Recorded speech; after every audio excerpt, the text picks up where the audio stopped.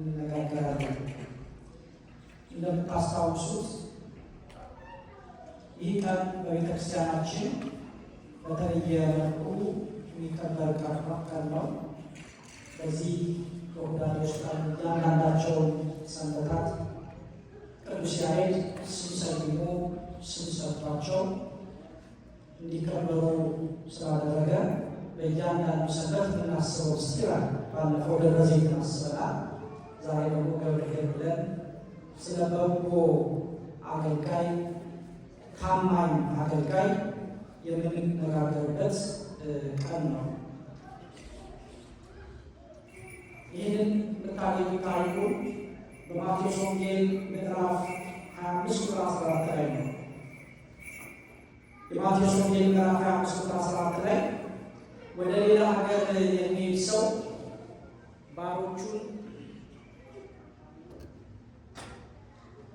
ባሮቹን ጠርቶ ያለውን ገንዘብ እንደሰጣቸው ይሆናል። ለእያንዳንዱ እንዳቅሙ ለአንዱ 5 መክሊት፣ ለአንዱ 2 መክሊት፣ ለአንዱ 1 ሰጠው። እንግዲህ በ3 አይነት መልኩ ነው። አንድ ወደ ሩቅ ሀገር የሚያሰበ ታላቅ ሰው አገልጋዮቹን ጠርቶ እንዲያተርፉበት 3 አይነት መክሊት ሰጣቸው። የመጀመሪያው 5 መክሊት ነው። ሁላችሁ በሩቅ ስንት መክሊት ነው? ቀጥሎ 2 መክሊት ሰጣቸው። ለሚቀጥለው ሰው 2 መክሊት ሰጠው። ሶስተኛውን ደግሞ ቀራና 1 መክሊት ሰጠው። በ3 መልኩ ሰጣቸውና አትርፉበት፣ ነግዱበት፣ ስሩበት ብሎ ወደ ሩቅ ሀገር እሱ ሄደ። 5 መክሊት የተቀበለው ሄዶ ነገደበት። ምን አደረገበት? ነገደበት። አብራችሁ ነው። ሌላም 5 መክሊት አተረፈ። ስለዚህ 5 ተቀበለ፣ ነገደ፣ 5 አተረፈ። በአጠቃላይ ስንት ሆነ? መክሊት ማለት ነው 10 መክሊት። እጥፍ አተረፈ፣ እጥፍ ሰራ። ከዛ በኋላ ደግሞ ወደ ሁለተኛው ነው የሚሄደው። 2 የተቀበለው ሄደ፣ ነገደ፣ ሌላ 2 መክሊት አተረፈ፣ 4 ሆነለት። መልካም፣ እሱም አተረፈ። 1 የተቀበለው ግን ሄዶ ምድርን ቆፈረና የጌታውን ገንዘብ ቀበረ። ለምን? ተመልሶ ሲመጣ ሲጠይቀኝ ባያገኝ ይህንን መክሊት ይቀጣኛል ብሎ ፈርቶ ቆፍሮ ቀብሮ ያንን መክሊት ጌታውን ይጠባበቅ ጀመረ። እንግዲህ ከብዙ ዘመን በኋላ ከብዙ ቆይታ በኋላ ጌታቸው መጣ። የማይመጣ ቢመስልም ይዘገይም መጣ። መምጣቱ አይቀርም እና ይቆጣጠራቸው ጀመር። እየጠራ ይጠይቃቸው ጀመር። ጠርቶ ጠየቀ። 5 የተቀበለውን ጠራና ጠየቀው። የሰጠውን መክሊት ምን አደረገው? አተረፍክበት? ነገድክበት? ወይስ የት ነው አለው።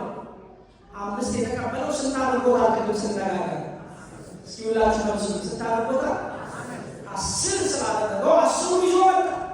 አዎ ጌታ ሆይ የሰጠኝን 5 መክሊት ወሰድኩኝ፣ ነገድኩኝ፣ ወጣሁኝ፣ ወረድኩ፣ አተረፍኩ፣ እጥፍ አድርጌዋለሁ። ያው ከነትርፉ አስረከበ። ከዛም ጌታው በጣም ተደሰተ እና ምን አለው ነው የሚለው፣ መልካም አንተ በጎ ታማኝ አገልጋይ አለው። ገብርኄር ታማኝ አገልጋይ። እስኪ ይህን ቃል በሉላችሁ። ታማኝ አገልጋይ፣ የተሰጠህን ያተረፍ ስራ የሰራ በጎ አገልጋይ አንተ አለና እሱን ተቀበለው ከነትርፉ። በጥቂቱ ታምናልና በብዙ ሾማለሁ። ጥቂት ሰጥቼ እንዲህ ካተረፍ ብዙ ደግሞ ቢሰጥ ብለህ ምናተርፍ መሆኑን እናረጋግጠሃል። በብዙ ሾማለሁ። 2 የሰጠውን ጠራ፣ እሱ 4 አለ። አንተና በብዙ ጥቂት ታምናል፣ በብዙ ሾማለሁ። እሱንም እንደዛው ቀባው። ከዛ ወደ 3ኛው ሄደ። 3ኛው 1 መክሊት የተሰጠው ምን አረገበት? ያለው ቅድም ምን አተረፈው? 2 አረገው አላረገው? ምንድን ያደረገው? ወስዶ ቆፍሮ ስለዚህ መጣ ጌታው ጠየቀው፣ ምን አደረገው አንተስ የሰጠውን ብሎ ጠየቀው። ጌታ ሆይ ተመልከቱ ደግሞ የሚናገረውን ነገር ካልዘራህበት የምታጭድ ካልበተንክበት የምትሰበስብ ጨካኝ መሆንን አውቃለሁ አለ። ጌታው የራሱ ድካም ስንፍና ወደ ጌታው አንዳንድ ሰው እንደዚህ ሊሆን ሰው ቤተክርስቲያን አይቀርም። ለምን አትመጣም ሲባል አይ እዛ ተመደባዮች ይመጣሉ አይመጣም ቤተክርስቲያን ሆነ ማታስከት ሶስቱ አይ እዛ ዲያቆናት አስቸጋሪዎች ናቸው። ራሱ በራሱ ችግር ሺሻ ቤት ነው ብሎና ዳሩ ለምን አሁን ድካሙ በቃ አልቻልኩም ይበል እግዚአብሔር ይራራለታል። አንድ ቀን ሄጄ ቄሱ በቃ እንደዚያ በቃ ነው ምን አለ ካህናቱ ቢያገለግሉበት ቢተዋቸው ዲያቆናቱ ቢያገለግሉ ቢተዋቸው ዘማሪያን ቢዘምሩ ቢተዋቸው እዚህ ያለውን ሰው ትቶ አርፎ ይቀመጥ እዚህም ያለው እንዳያገለግል ሄዶ ብሌም ያደርግ ሰው ምን ያለው በቃ ነው ይተዋል። ስንወጣ ራሳችን እንችላለን ስንገባ ራሱ እንዲመልሰን እግዚአብሔር ቤቱን ብሌም እያደረገ ቤቱን እየተቸ ችግር አለ እያለ ያለው ሰው ራሱ እንዲበተን የቆመው ሰው እንዲወድቅ እያደረግን ብሎ ማቆም እግዚአብሔር ያዝናል። አንመለስም ጊዜ ሁልጊዜ ለዚህ ቤት ለቤተ ክርስቲያን መራራት ማዘን እኔ ደካማ እንጂ ቤተ ክርስቲያን የሕያዋን መሰብሰቢያ የሚቆረቡባት የሚዳሩበት ሕፃናት የሚያሉት አዛውንት የሚጦሩባት ታስፈልጋለች ማለት ይገባላለች። በቤተ ክርስቲያን ላይ ታሳርጓላችሁ። ይሄ ሰው መጣና ምንድን ያለው ካልበተንክበት የምትሰበስብ ካልዘራበት የምታጭድ እንደሆንክ አውቃለሁ ጌታው። ስለዚህ ፈርጄ ወስጄ በየሰጠኝ መኪን ቀብሬ ቆይቻለሁ። ያው ራሱ ነው ማመጣው ነው። ከዛ ጌታው መለሰለት ምን አለው? አንተ ክፉ ሐኬተኛ ሰነፍ ባሪያ ካልዘራሁበት እንዳጭድ ካልበተንኩበት እንድሰበስብ ታውቃለህ። ይሄን ካወቅ ቀድመህ በሰጠኸኝ በጊዜ ለሌላ ሰው ሰጥቼ ያተርፍበት ነበር። አንተ ግን ሌላው ሰው እንዳይጠቀምበት አድርገህ ወስደህ መክሊቱን ቀብረህ አበላሽተህ ጊዜውን አብርሃም ሰጠኸኝ አለና በሩ ያለውን መክሊቱ ሰሩበት እና ለሌሎች ላለው ሌላ ሰው ላለው ይጨመርለታል። እሱ ግን ንጠቁትና እሳት ጥርስ ማፋጨት ወዳለበት ወደዚያ ወስዳችሁ ወርውሩት አላቸው። ሐኬተኛው ባሪያ በዚህ መልኩ ተወረወረ፣ ተቀጠለ። እንዲህ ከሆነ እግዚአብሔር ሰው ናቸው። እንግዲህ ይሄ ታሪክ ነው ዛሬ የሚታረቀው። ጌታችን በምሳሌ ያስተማረበት ይህ ታሪክ ነው ዛሬ የሚታረቀው። በጎ ታማኝ አገልጋይ ሁኑ የምትልበት ቀን ነው ቤተክርስቲያን።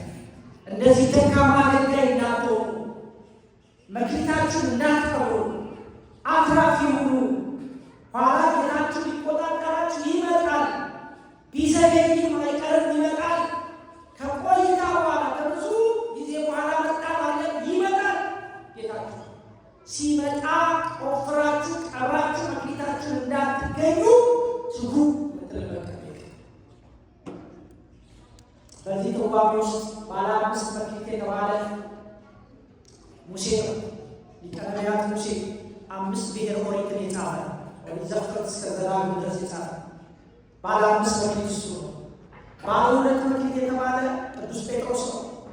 ያተረፈ ቅዱስ ጴጥሮስ የማሰርና የመፍታት ስልጣን የተሰጠው ብሉያትና ሐዲሳት የተሰጡት ቅዱስ ጴጥሮስ ባለ 2 መክሊት አትርፎ በጌታው የተሸለመ ባለ 1 መክሊት የተባለ አንዱን መክሊቱን ያላተረፈ የተቀጣ ማን ይመስላችኋል? ይሄ ከሐዋርያት መካከል ሲፈትሹ መክሊቱን የቀበረ ማን ነው? እሱ ሁላችሁ ነው። ማን ነው እሱ?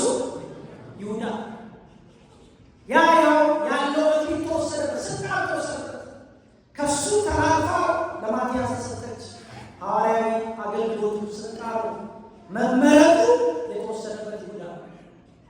ስለዚህ ሙሴ ሁሉ ሊቀ ነቢያት ሙሴ፣ ቅዱስ ጴጥሮስን ብሰሩ ሊቀ ሐዋርያት ቅዱስ ጴጥሮስ፣ ይሁዳን ግን እንዳትረሱ በመክሊታችሁ እንዳትቀሩ የሚባልበት ቀን ነው። እግዚአብሔር እንደ ይሁዳ ከመሆኑ ይሰውረን ሁላችንን። መክሊት ከእግዚአብሔር የሚሰጥ ስጦታ ልናተርፍበት። እስኪ በእኔና በእናንተ ውስጥ ምንድነው መክሊታችን ነው? እግዚአብሔር የሰጠን አትርፉበት ብሎ የለገሰን ምን አለ? ያልሰጠን ነገር ምንም የለም። ግን ምንድነው በእኔና በእናንተ ውስጥ ዋናው ዋነኛ መክሊታችን? የመጀመሪያውና ትልቁ መክሊት ለሰው ልጅ በዚህ ምድር ሲኖር እግዚአብሔር የሚሰጠው መክሊት እድሜ፣ ጤና፣ መኖር፣ ውሎ ማደር፣ መቆየት፣ መሰንበት፣ ይሄ ከእግዚአብሔር የተሰጠ መክሊታችን። አምናን አሳልፎ ዘንድሮ የለገሰ ማነው? እሱ ሲገሩ ሁላችሁ መልሱ። ማነው እሱ? ለዚህ ዓመት የበቃነው በማንቸርነት ነው። በዚህ ሰዓት ኢመርጀንሲ የተኙ ብዙ ሰዎች አሉ። እያጣጣሉ ያሉ ብዙ ሰዎች አሉ። በሞትና በሕይወት መካከል ያሉ ብዙ ሰዎች አሉ። እያንዳንዷን ቀን በምጥ የሚያሳልፉ በሞት አፋፍ ላይ ሆነው ሕይወታቸውን ትቆረጥ ትበጠስ ተዘጋጅታ እየተጨነቁ ያሉ ብዙ ሰዎች አሉ። ኦክሲጅን አጥሯቸው ተገጥሞላቸው ችግር ውስጥ ሆነው ማስክ ውስጥ ሆነው የሚያጣሉ መሄዳቸው መሆኑን እያሰቡ የሚጨነቁ ብዙ ሰዎች አሉ። እኛ የኦክሲጅን እያወጣን ነው፣ እያስገባን ነው፣ ካርቦን ዳይኦክሳይድ እያወጣን እየተነፈስን ነው። መተንፈስ እግዚአብሔር የሰጡ አቆይቶ ጤነኛ አካል ሰጡ። እኛ ውስጣችን ያለውን አካላችን የሚሰራው ስራ እናውቀው እንጂ ይሄ ራሱ ዩኒቨርስ ማለት ነው። አካላችን ኩላሊታችሁ፣ ጉበታችሁ፣ አንጀታችሁ፣ ዳይጀስቲቭ ሲስተም፣ ሪስፓራቶሪ እያንዳንዱ ሲስተማችሁ ብታዩት ሌላ ነው። አንድ ትልቅ መርከብ ነው የሚንቀሳቀሰው፣ ወይም አንድ ትልቅ ዩኒቨርስ ነው የሚንቀሳቀሰው። እናንተ ራሳችሁ ስትንቀሳቀሱ በሰላም ኩላሊታችሁ ሰላም፣ ጉበታችሁ ሰላም ነው፣ ጨጓራችሁ ሰላም ነው፣ አንጀታችሁ ሰላም ነው። ወጣችሁ ትገባላችሁ። በማንቸርነት ሲገሩ እንዲያርጎ የሚያንቀሳቅሰን የሚያለውሰን ጤና የሰጠን የሚያኖረን ይህ ደግ የሆነ ዘመን እናመጣለን።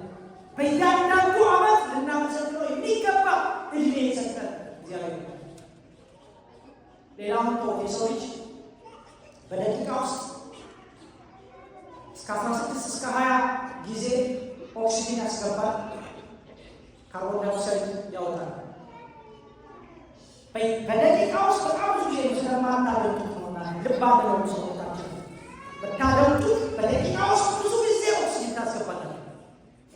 ወደ ውስጥ ስትስቡና ወደ ውጭ ስታወጡ በውስጥ በጣም ብዙ ጊዜ ነው የምታስገቡት። እናት አሞራ ጫጩቶቿን እንደምትጠቀጥቅ እንደምትመግብ እንደዛ ነው ኦክሲጅን የሚመግበን እግዚአብሔር በየደቂቃው። ለመብራት እንደምንከፍለው ኦክሲጅን ምንከፍል ትገባለ። በኮቪድ ጊዜ ያላያችሁትን ኦክሲጅን በክፍያው ይሄ የሚሰጠን ኦክሲጅን ቢያስከፍለን ምን ይውጠን ነበር? እንዴት በደቂቃ ውስጥ እግዚአብሔር ምን ያህል ጊዜ እንደሚፈትሻችሁ እኮ ነው የሚያሳየው። በአንድ ደቂቃ ውስጥ 16 ጊዜ የእግዚአብሔር በጎታ ለመጠቀ ውስጥ 2 ሰዓት 3 ሰዓት አንድ ደቂቃ ውስጥ ያስገባላችሁ ተሰጣችሁ ያስገባላችሁ። እንዲህ አድርጎ የሚመግበን አምላክ ክብር ምስጋና ይግባው። ጤናችንን እንዲህ አድርጎ የጠበቀ ከአምና ዘንድሮ የሰጠን እድሜ የሰጠን ያቆየ ያሰነበተ እኛ በማናውቀው በማናስተውለው ሁኔታ በሚሰጠን እድሜ እንኳን እየተዝረከረክ የማይረሳ ሺሻ ቤት እያሳለፍ በሰጠን እድሜ የማይተወን በቸርነት ዓመታትን ታቀዳጃለህ ይላል መዝሙር 64 ቁጥር 11 ላይ። በቸርነት ዓመታት በምን ነው የሚረሱላችሁ? በብዙ ዓመታትን የሚሰጠቸው ግን በሰጠን እድሜ የተጠቀምንበት ወይ? እኔ አሜሪካ ከመጣሁ 20 ዓመት ሆኖኛል። 30 እኔ 40 ዓመት ሆኖኛል። እድሜም ቀላል አይደለም። 60 ሆኗል። ኧረ 70 ይዣለሁ። ጥሩ ነው። ይህን ያህል እድሜ ሰጡን። ምን ሰራበት? ምን ሰራበት? ንስሐ ገባ፣ ቆረብን፣ መጠራታችን ነው መሄዴ ነው። እድሜ ሳያልቅ ለጨርቅ ሳሳል እድሜ ሳይጠራቀቅ ስራ መስራበት ብለን ደገም ምን አለበት? ወይስ እንደተዝረከረከ ፋይሉ እንደተዝረከረከ ባለ ይመጣ ህፃናቱ እየቆረቡ የ60 ዓመት ሰው ለመቆረብ ወደኋላ ይላል። ቢያንስ የመጨረሻውን እድሜውን እንኳን ለእግዚአብሔር ለመስጠት የተመሳሰው ሰው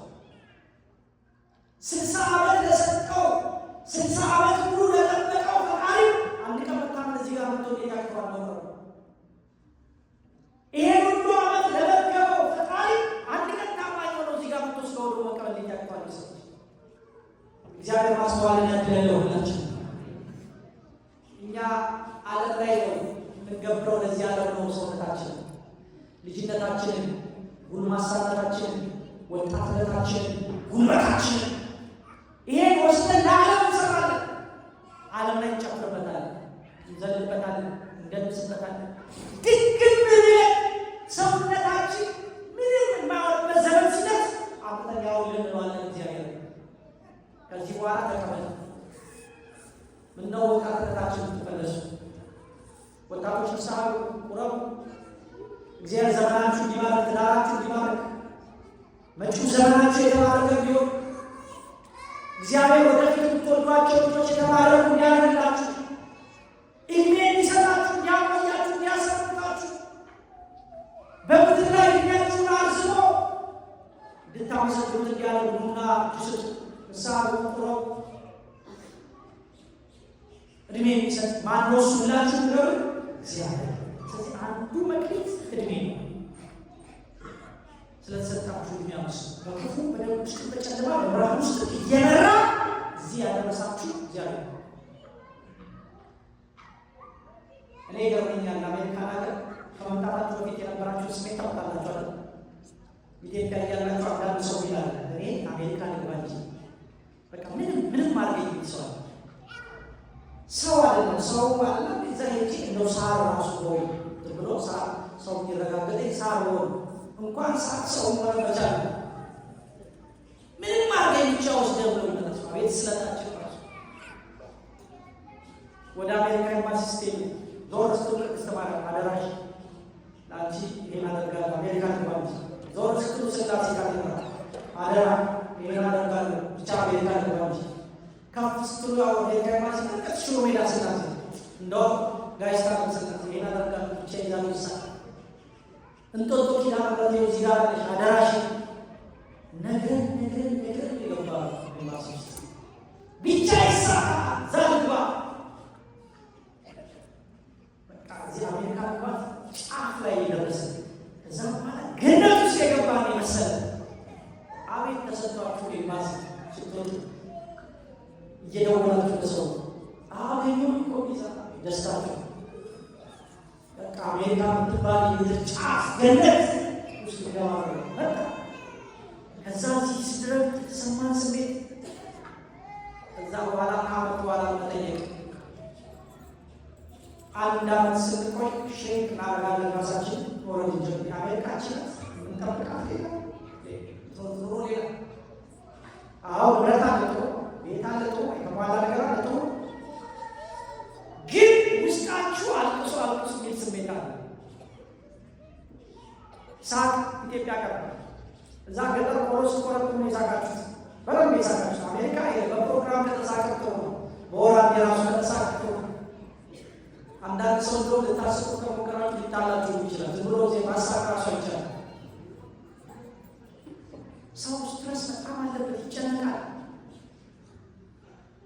በጣም ይጨነቃል። ሲዲሲ ባወጣው 2015 ላይ ባወጣው መግለጫ አሜሪካ ውስጥ 5 ሰዎች ሲሄዱ ካያችሁ አንዱ በዲፕሬሽን ይሰቃያል። ስቃይ ውስጥ ነው ያለው። በጣም ከባድ ዲፕሬሽን ሊሆን ይችላል፣ ቀለል ያለ ሊሆን ይችላል። ግን አንድ ሰው ያ ችግር ላይ ነው። የዲፕሬሽን መድኃኒት ሊወስድ ነው። የእንቅልፍ ሊሆን ይችላል ወይም ከባድ ሜንታል ፕሮብለም ገጥሞት ሊሆን ይችላል። ግን ይሰቃያል።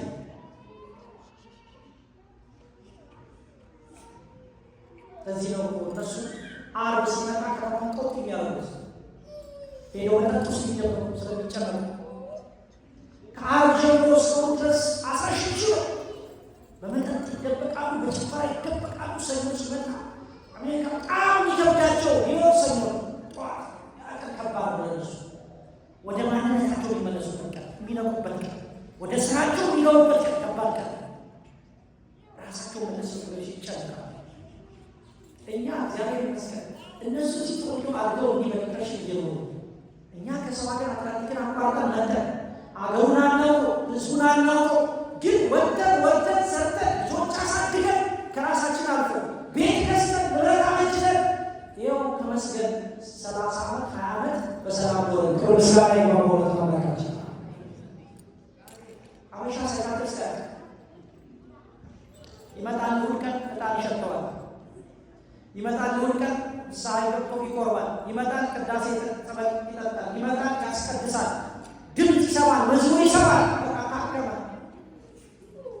ኢነርጂ አንድ ሳምንት ሙሉ ያን ይዞ ገባ መቀደስ ሶቱ ይገባ። መጽናኛችን ለኛ እግዚአብሔር ነው። ቤተ ክርስቲያን ባትኖር ምን ይውጠር ነበር? እግዚአብሔር ባይኖር ከእኛ ጋር ምን ይውጠር ነበር? እነሱ የከበዳቸውን እኛ ምን እናደርገው ነበር? እግዚአብሔር ይመስገን ያልተወን ያላሳፈረን እንጂ ሰው እዚህ ሀገር 10 ዓመት ከቆየ በኋላ ኢትዮጵያ ተመለስ ቢባል ድል ሊገጥሙ ነገሮች ሊሟሉለት ቢሳኩለት ይመለሳል። ግን እንዴት አድርጎ ይመለስ? ሲመጣ ብዙ ቃል ገብቷል። ከራሱ አልፎ ለአንተ ሱቅ ነው የሚከፍተው፣ ለአንተ እንደዚህ ና ብሎ ይመጣል። እንዴት ይመለስ? ከዛ ከኢትዮጵያ ደውለው ሲጠይቁት የሚልከው ፎቶ በጣም ምርጥ ፎቶ ያተለክፈ ንብረት ቤት አመና ተገበረ ምርጥ ፎቶ እነሱ ያለው አሜሪካ እንዳርጎት ይወጣ እሱ ወጥቶ ነው ይላል። እዚህ ምትኖርበት ላይ ቤተክርስቲያን ባትኖር ኖሮ ተመለሳችሁ ደምቴ ያው ያለባችሁ ጭንቀት ውጣውረት አው 16 ሰዓት ሰጣችሁ እንደምታዙ አው ጊዜ እንደሌላችሁ ልጅ እየተቀባበላችሁ እንደምታሳድሩ አው ከባድ ነው ማለት ነው። በዚህ ውስጥ ደግሞ ግማሹ ልጆቹ ጥሩ ሜዳ ተሰራብቶ ሜዳ ጤናውን መጠበቅ ሳይሰቀቅ ከራሱ ጋር ተቀርጾ እግዚአብሔር ቆርጦት የሚሄደው እንዲህ ባለው ውጥረት ውስጥ ውሎ ማደር በሰላም መሰንበት ከእግዚአብሔር ሲሰጥቶቻል። እግዚአብሔር እድሜ ሊሰጣችሁ የሚፈልግ ታማኝ ሁኑለት፣ ንስሐ ግቡለት፣ ቁረቡለት። በቃ እስካሁን ጠብቀኛል ከዚህ በኋላ እንዳትመጣ እንጂ እንዲህ እየጠበቀኝ እኔ እየሸሸው እንዴት ይሆናል? እግዚአብሔር እየተባረከ እግዚአብሔር ለንስሐ ቀይሩት። እድሜ የሚሰጥ በዚህ ጨለማ በሆነ ሁኔታ ውስጥ ጠንክረን ውለን እንድናልፍ ሰጥተን እንዲገባ የሚያደርግ እግዚአብሔር።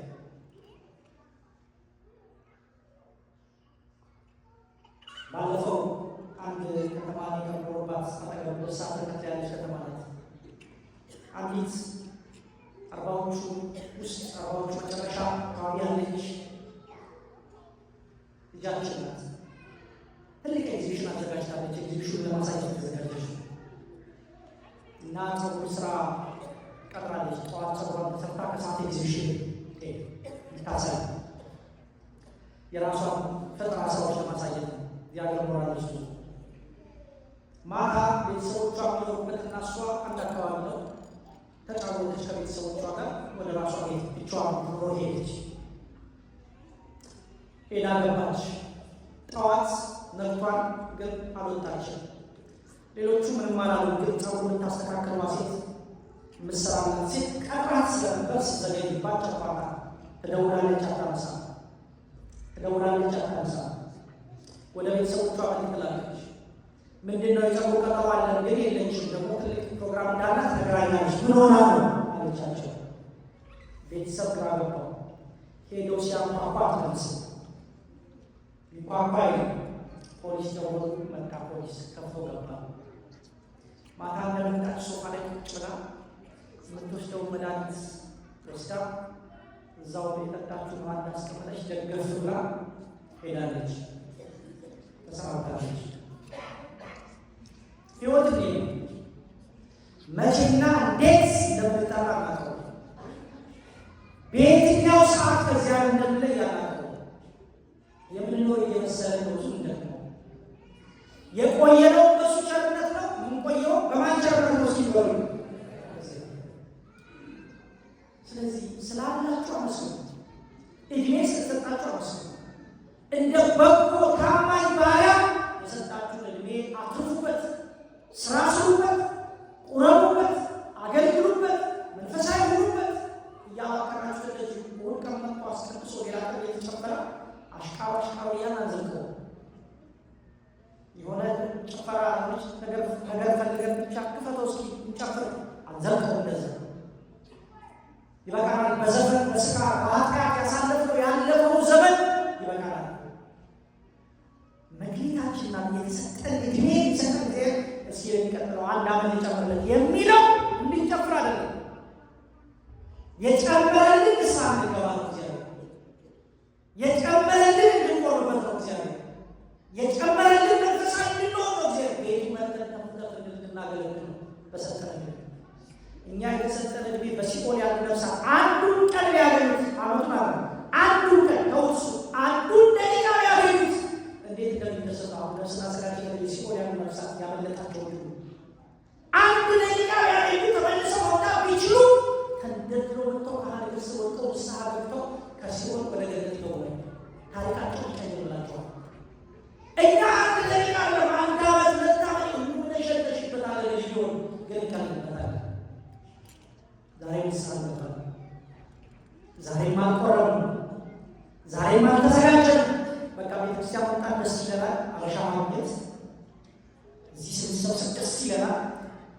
እንዳልነው ቤተክርስቲያን እዚያ ጋር መጽናኛችን ናት። ስትረሳችንን ጠቅላላ ጥለን የምንሄድበት ነው። የሰላም ቦታችን ናት። ልክ ነው። ዋናው ሜጀርና ማይነሩ ይመለያል።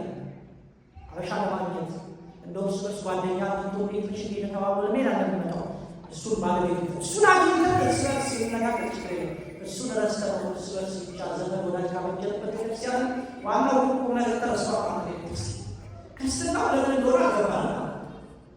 እዚህ በመንበሩ ላይ ከብሮ ገድሞ ያለው እግዚአብሔርን ትተነው እኛ እርስ በርሳችን ካዝኔ ናት፣ አጎቴ ነው፣ አክስቴ ነው፣ ዘመዴ ናት፣ የቤተክርስቲያን ያገኟት አበልጄ ናት ከተባባ እንዋጋለን። ልክ ነው። ቤተክርስቲያን ሲሞት ትዛመዳላችሁ። ደስ የሚል ነገር አለ። እሱ ግን ሜጀሩ እሱ አለ። ዋናው ነገር እሱ አይደለም። ዋናው ነገር እዚህ መንበር ላይ ከብሮ ገድሞ የሚኖረው በዙፋኑ ከብሮ የሚኖረው እግዚአብሔር ማግኘት ነው። እሱ ይሁን የመጀመሪያው አይናችሁ ያወጣችሁ። እግዚአብሔርን ካያችሁ በኋላ እሱን ካገኛችሁ በኋላ እርስ በርሳችሁ ከዛ ተዋደዱ፣ ተቀራረቡ፣ ተከባበሩ፣ ተዛመዱ። አለበለዚያ እሱ እዚህ ጋር ተረስቶ እኛ ብቻ ክንዛመድ ከሆነ እግር ነው ማለት ነው። ከእግር አይለይም። እኛ ብቻ ክንዛመድ ከሆነ ቁም ነው ማለት ነው። ከቁም አይለይም። ባለቤቱ ላይ ንስሐ ያልገባችሁ ቁሙበት፣ ያልቆረባችሁ ቁረቡ፣ መጽሐፍ ቅዱስ አንብቡ፣ መንፈሳዊ ሁኑ፣ በዕድሜያችሁ ተጠቀሙ። ከዛ በኋላ እርስ በርሳችን እንጽናናበት ይገባል። እንዳልሰው ቦታ ሁሉ አለ ቤተክርስቲያን። ይሄ የኔ ነው። ሰዎች አሉ ጥሩ ያቋታል ቦታቸው። ይሄ አይሯቸው ላይ ነገር ደስ ይላቸዋል። ሲሆን እቺ ቦታ የኔ ናት ሲሉ 20 ዓመት ያስቀደሱ ሰዎች አሉ። የሆነ ሰው ተሳስቶ አዲስ ክርስቲያን ሲመጣ መቼም ሊገባበት ርዳማ ወንድና ሴት ፈለገ ሁሉ ላይ ይችላል። ዘው ብሎ ሄዶ ቦታቸው ላይ ቆሞ ካገኙ ታለቀለት። ምን አይነት ድፍረት! 20 ዓመት ያስቀደሱትን ሀገር ማሳት ያስቀደስ አንተመጠጥ ቆመልት በቤተ ክርስቲያን ስትኖሩ አደራችሁ አዲስ ሰው ሲመጣ እንዳታዋክሉ። ጠርቶ ያመጣው ዋናው እግዚአብሔር በራሱ ጊዜ ተጨምቆ መከራዊቱ እስኪ እግዚአብሔር ቤት ነው ብሎ ይፈልግ ይሆናል የመጣው። ብዙ ነገር ሊሆን ይችላል። ስግዱ ሲባል ሰብሎ ሊቀር ይችላል። ስለማያውቅ ሰብሎ አይቶ ነው የሚሰግደው። ሰብሎ ሊቀር ይችላል። ተነስ፣ በእግራችሁ ተነስ። ምን ትጋደማለህ? አዲስ ሰው እንደ መጫወቻ ምናደርግ ሰዎች ያደርጋል። አትፈልጉለት። እናንተ እንደዛ ነበራችሁ። በርታችሁ የቆማችሁት ቆይታችሁ እዚህ በተለይ አዲስ ሰው ሲመጣ እርስ በርስ ሰላም ነው። ደህና ነህ ወንድሜ? ከየት ነው የመጣው? ደስ ይላል። የመጀመሪያ አይዞህ በርታ። ቤተሰብ አንድ ነን እዚህ ውስጥ የምታይ እዚህ ቤት ዘር አይለይም። እዚህ ቤት ሌላ ነገር የለም። ሁላችንም በአንድ ላይ ዜሮ የምናመልክበት ቤት ነው። እንኳን መጣ ደስ ይላል ብላችሁ እርስ በርስ መዋደዳችሁን ካሳያችሁት ይቀራል። አለበለዚያ ታወቀዋችሁ።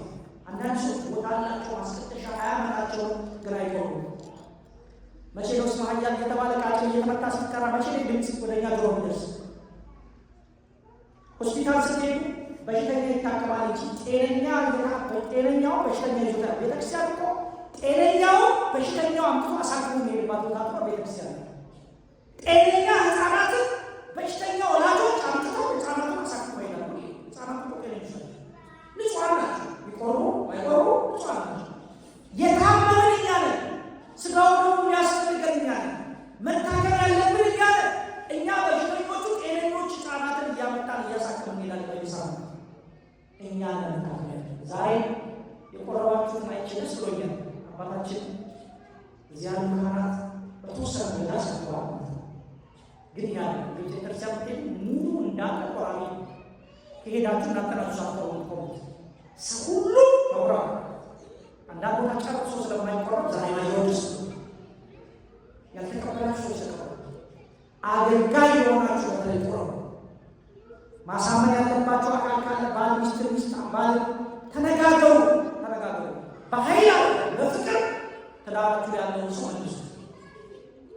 አንዳንዴ ደግሞ እናንተ ስትማሩ ሞቅ ሲላችሁ ገብታችሁ ሊጮህበት ይችላላችሁ። እኔ ቤተክርስቲያን ሄጄ በረከት እየመጣለሁ አንተ ዲያብሎስ ሲጫወት ባህል እዚህ ተኝተህ ካላችሁ ሰውየው መቼም አይመጣም። ከዛ ይልቅ በፍቅር ቀስ ነው እንደው እንግዲህ እኔ ጸልይልሃል ጸልይተኛ በዛሬ ደግሞ ተኛ ሴቶች ብሎች ከተለቁ ማለት ይችላል ተኛ ግን እኔ ጸልይልሃል በሉታ ሊቀር በጣም ፍቅር እያለ የሚቀጥለው ተኛ እኔ ያለው ይሁን ተደፍቼ ዛሬ ደግሬ የሚመጣው ከዛ ከነጠራስ ሌላናንች እኔ ሜዳ እየገባችሁ ነገር ልትወረድ አታውቃችሁ። ደግሞ አንዳንዱ ልጅ እኔን አቆሙኝ ይላል ካሉ እኔ አንዱ እሱ መቼ የሚመለሳለን ያው አብራችሁ አልነበራችሁ ትናንት እሱ ከጫና ያወጣል እሱ ከዚያ ያወጣል አብራችሁ ነበር ቆምት ዛሬ ከሰፋ እሱ አከረበሰች ምናለ ልትታገሰ ጭፈራ ቤት አብራችሁ ነበር ምትሄድ ታዲያ መታገስ ነው። ተመራቃችሁ ለብቻው ስፈጽሙ እኮ ትተዋወቃላችሁ። ጨፋሪ ከሆነ ያንን ጨፋሪ ነበር እኔም ጨፍራለሁ እሱ ቢጨፍር ተባብላችሁ ነው የገባችሁ። አንደኛው ፈጥኖ ወጣ ሌላኛው ይዘኝ ምናለ ልትታገሱ እንጂ ጭራሽ እኛ ስንፈጠር ልጁ ምንም ማናቅ ይመስል ትናንት አብረን ስንጨፍሮ የነበረ የትዳር አጋራችን እቺ ጋድማ እቺ ጫቃ እቺ ጠጭ እቺ ምናምን ካል ብስጭት ውስጥ ነው የምትከታቸው። ታገሷቸው። እናንተም እዛ ውስጥ እንደነበራችሁ አትርሱ። ጨለማ ውስጥ ጊዜ እንደጠራችሁ አትርሱ። ማስተዋል ሲያገኙ ትዕግስት ያስፈልገዋል። እግዚአብሔር ታግሰን አጠገባችን ያለውን ሰው ለንስሐ ለቅዱስ ቁርባን ለማብቃት ይርዳን። ሁላችን ሁሌ ሲመጡ ተደርታችሁ እግዚአብሔር ለንስሐ ማብቃት ባለቤቴ ይቆማልኝ ቤተሰቤን ማርክልኝ ትልቁ ልመናችሁ አንደኛ ልመና ከዛ በኋላ ወደሚቀጥለው እንጂ ሁልጊዜ ስጋዊ ልመና ብቻ ለምናቸው። ስለዚህ እድሜ ከእግዚአብሔር የሚሰጥ ስጦታ ነው። በእድሜያችን የምንጠቀመው ባለቤት ውስጥ አቤቱ ላለፈው ዘመኔ ይቅርታ ጠይቃለሁ፣ እድሜ ሰጠኝ ስላዝረከረኩት ይቅርታ ጠይቃለሁ፣ ዓመታትን ሰጠኝ ስላበላሸው ይቅርታ ጠይቃለሁ፣ ከዚህ በኋላ ግን በምትሰጥ እድሜ አገለግላለሁ ብለን ለእግዚአብሔር ቃል ነው ይገባል። ሌላ ስጦታ መክሊት ምንድን ነው ካለ ልጆቻችን ልጆች የእግዚአብሔር ስጦታ እንደሆኑ መጽሐፍ ቅዱስ ይነግረናል። መዝሙር 126 ቁጥር 3 ላይ ልጆች የእግዚአብሔር ነው፣ ልጆች የእግዚአብሔር ስጦታ ናቸው። ልጆች የስጦታ ናቸው ናቸው ነው ዚህ ልጅ ያላችሁ ለኛ ናችሁ። መክሊት ተሰጥቷችኋል ማለት ነው። ጥሩ ነው፣ መውለዳችሁ መልካም ነው። ግን እነዚህ ልጆች ምን አድርጋችሁ ልታሳድጉ ወሰናችሁ? ልጅ የሚመስለው ሳይኮሎጂ እንደሚለው አንድ ልጅ 90% ቤተሰቡን ማዳም ያለው ቤተሰብ ውስጥ ያለው ተባይ ልጅ ቤተክርስቲያን 10% እዚህ ቤተክርስቲያን አንዳንድ ሰው አቶ መጽሐፍ ቅዱስ አስተምሩልኝ ፊደል አስተምሩልኝ እንደዚህ ያለው ጥሩ ነው፣ ያቆራሩልኝ ዘማሪያን ጥሩ ነው። እዚህ ግን 10% ነው። 90% ከእናንተ ነው የሚወስደው። ካበላሻችሁ ልታበላችሁ እናንተ ናችሁ ያለች፣ ጥሩ ካረጋችሁ ልታረጉት እናንተ ናችሁ ያለች። ልጆቻችን ቀርጸን እናሳድገው ነው። ልክ ልጅ ስትወልዱ 24 ሰዓት ሪከርድ የሚያደርግ ካሜራ ቤታችሁ ውስጥ እንደተደቀነ እንዳትረሱ። አሁን አንዳንድ ልጅ አይ ብላችሁ ይሆናል ምትናገር ተልፋችሁ ቶ እየተጫወቱ የሶስት ዓመት ልጆች እያሉ እየቀለቡ ግን ጆሯቸው እናገራል። አሁን አስተውሉ፣ ህፃናት ናቸው እያላችሁ የልባችሁ ትናገራላችሁ። ሪከርድ እያደረጓቸው የሆነ ቀን ይነግሯቸዋል። ትልቁ ችግር ልጆች እንቃለን ምንም ያውቁ አይመስሉም። እንኳን የ3 እና 4 ዓመት ልጅ የ15 የ16 ሃይስኩል ልጆች ብዙ ነገር ያውቃሉ። እነሱ ዓለምን ጠንቅቀው ያውቃሉ። ስታወሩ በቁም ነገር እንደ ትልቅ ሰው ቁጭ አላችሁ አውሯቸው። ዳውንሎድ ማድረግ ያለባቸው ፕሮግራም ካለ በስርዓቱ ጫኑባቸው። እንደ ትልቅ ሰው እሱ ምንም አያውቅም። በባጓዳነት እንደዚህ እያላችሁ አይሆንም። ይሰሟችኋል፣ ያዩዋችኋል፣ ሪከርድ ያደርጓችኋል። የምትሰሩትን ያሉ ጥሩ ከሰራችሁ መርቋችኋል፣ ካልሰራችሁ ታዘባችኋል። አሁን አንዳንድ ችግር እነሱ ቢቆርቡ እንፈልጋለን፣ እኛ ሌላ ቦታ እነሱ ዘምሩ እንላለን፣ እኛ እንጨፍራለን። እነሱ ዲያቆን እንዲሆኑ እንፈልጋለን፣ እኛ ጭፈራ ቤት ነው። ልጁ ዲያቆን ነው፣ አባቱ ጨፋሪ ነው፣ እናት ጨፋሪ ነው። ዘማሪ ናቸው ልጆቹ፣ እናት ሌላ ቦታ። እንዴት ይሆናል? እነሱ ጣማቱ የሀገር የሚያባብላቸው ሊዘሉ ብዙ አካል ሊሰሩ በሚችሉበት ዕድሜ መጥተው እዚህ ቆመው እየዘመሩ አያሳዝኗችሁ? እናንተ ገና ከዛ ከኢትዮጵያ ይዛችሁ የመጣችሁ ሂሳብ ታወራላችሁ፣ ያጨፈራችሁ ትጨፈራላችሁ። ምን ይመልከቱና ይደጉ ህፃናት? ማንን አይተዩ? በአካል ካልሆናችሁ በህይወት ካላሳያችኋቸው ልጆች በጭራሽ አይቀየሩም። ይህ እርግጠኛ ነው። ለካህናቱ በጣም ብዙ ስራ መሰጠው። ንስሐ ገባችሁ ሲገቡ የሚናገሩት ነገር ቤተሰቤ በጣም አዝናለሁ የሚሉት በቤተሰቦች አዝናለሁ፣ ይጨፍራሉ፣ ይዘላሉ፣ እንደልባቸው የሚሆን ጥሩ ነገር ላይ ቤቴ አንዳንድ ጊዜ እየተንሰቀሰቁ እያለቀሱ ነው የሚናገሩት። እርስ በርስ ቤተሰቦች የፊት በጣም መጥፎ ነገር ይነጋገራሉ። ለህሊና እነሱ ጳውሎ ነው የሚፈቅዱ አይሏቸው አይችልም። እኛ መንግስት ስናያገር ይኖር ጥይት በላች ሲዘንብ ይኖራል። የመድፍ ጥይት ለመድን አይኖራችን በትንሹ ማይረታ እነሱ ምን ማለት ነው? የዚህ ሀገር ቃ ምን ማለት ነው? ወጣቱ ልጆች ምን ማለት ነው? እንዴት እነሱ ፊት ባልና ሚስት ኃይለኛ ቃል ይነጋገራል? በጭንቀት አንድ ነገር ቢሆኑባችሁስ ዝም ሊሏችሁ ይችላሉ። ውስጣቸው ግን እየቀረ ነው፣ ሊቀርብ እያደረጉ ነው። ቢጨነቁስ ከአቅማቸው በላይ ቢሆንስ ወዴት ይሄዳሉ? ሜዱበት ስለሌለ ነው። አንዳንድ ዝላችሁ ሲችሉ ራሳቸው ጥሯቸው ነው የሚጠፉት። ስለዚህ ልጅ ካለ ነግሪት ነው እሱ በደንብ አትሩበት፣ እንደሚገባው አሳድጓቸው። መጽሐፍ ቅዱስ እያስተማራቸው ኢንጂነር፣ ዶክተር እንደዚህ ሊሆን ይችላል። እግዚአብሔር ካልያዘ ግን መጨረሻ ላይ በዜሮ የሚባለው እግዚአብሔር የሌለው ልጅ የትኛውንም ያህል በምድራዊ ጉዳይ ትልቅ ደረጃ ቢደርስ መጨረሻ ወጣ። አሜሪካ በጣም ብዙ ሰው ኤቲስት እየሆነ ያለበት ሀገር እግዚአብሔር የለም። ከ16% ከፍ እያለ ነው። ምንም አይነት ዲኖሚኔሽን ውስጥ መግባት አልፈልግም። ዘኤግዚስተንስ ኦፍ ጋድ የእግዚአብሔርን መኖር ህልውና ማመን የማይፈልጉ ብዙ ሰዎች አሉበት ሀገር። እነዚህ ልጆች እዚህ ከባድ ፈተና ውስጥ ሆኖ እናንተ መጽናኛ ልትሆኑ ሲገባ ጸራፍ ያሳዝኛል። እግዚአብሔር አስተውሉ። ጠዋት አንድ ልጅ ቀሰቀሳችሁ፣ ተከፈሉ፣ ፍሬሽ አይሆን ያለ ወሰዳችሁ፣ በጠዋት ወስዳችሁ ትምህርት ቤት ትወጣላችሁ። ንጹህ አይምሮ ተኝቶ ያደረ ፍሬሽ አይምሮ ይዞ ሄደው ንጹህ አይምሮ ወስዶ አስተማሪዎች ከዛ በኋላ በካሪኩለም መሰረት ይመግቡታል። የሚፈልጉትን ነገር ፕሮግራሞች ይሆናል። ቀሩ ስለ ጌይ ራይት ሲነግሩት ይላል። ሌላው በጣም የሚያሳዝን ነገር ሲነግሩት ይላል። እነሱ በካሪኩለም ነው ልጆችን የማበላሸት እንዳለባቸው ለሚሆናል። ይህ ልጅ ቀኑ ሙሉ እዛ በዚህ አይነት መልኩ የተበላሸ ፕሮግራም ሲጫረበት ብሎ መጣ። በዛ ላይ በጣም የሚያሳዝነኝ አሜሪካ ውስጥ መገለል እስካሁን አለ። ሲገለሉ፣ ሲጠቁ፣ የበታችነት የሚሰማቸው ሲደረግ የሚውሏል። ሲሰቃዩ ነው።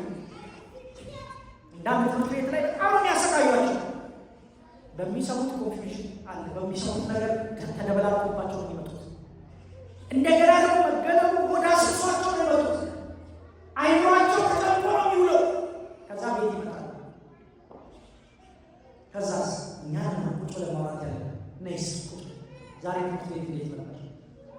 በደንብ ተቆራቸው ከሆነ ተረጋግታችሁ ጊዜ ከሰጣችኋቸው ይነግሯቸው። እኔ ይሄ ነገር አልታመኝ ማስተማር እንደዚህ ብሎ አስተማረ፣ ግን ለምን ጓደኛዬ እንደዚህ አለ፣ ለምን እንደዚህ ሆናል፣ ለምን ነገር ያደርጉኛል? ጥያቄ ይኖራቸዋል። መልሱ ችግሩ እኛ ከትምህርት ቤት ይመጣሉ፣ እናበላለን፣ እናጠጣለን፣ ልብስ ቀይሩ እናደርጋለን። ከዛ በኋላ ጌም ካለ በቃ ተጫዋት። ከዛ በኋላ ወደ ጌም ይላል። ራሳቸውን እያደነዘዙ ተደብቀው ይቆያሉ። የሚረዳቸው ሳይኖር ብቻቸውን ያድጋሉ። ወላጅ ባጠገባቸው ስራ ያደርጋቸው ያድጋሉ። 15 ዓመት 16 ዓመት ሲሆናቸው ሄደው ግራብ ውስጥ ይደበቃሉ። ሄደው መጠጥ ውስጥ ይደበቃሉ። ወስደው በየባቡ ጫት ያደርጓቸዋል። እናንተ ሳትሆኑ እናንተ ቤታችሁ ያለው ኖርማል ልጅ ነው፣ ምንም ነገር የለም።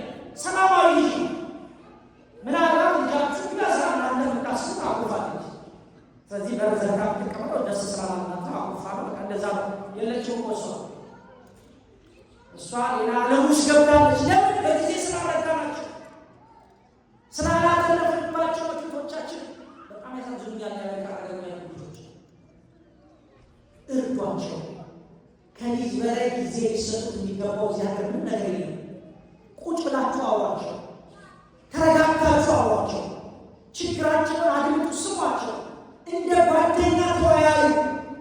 ምንድን ነው የገጠመ? ምን ልርዳ? አይዞ በቃ ያልፋል እያላችሁ አቅርቧቸው።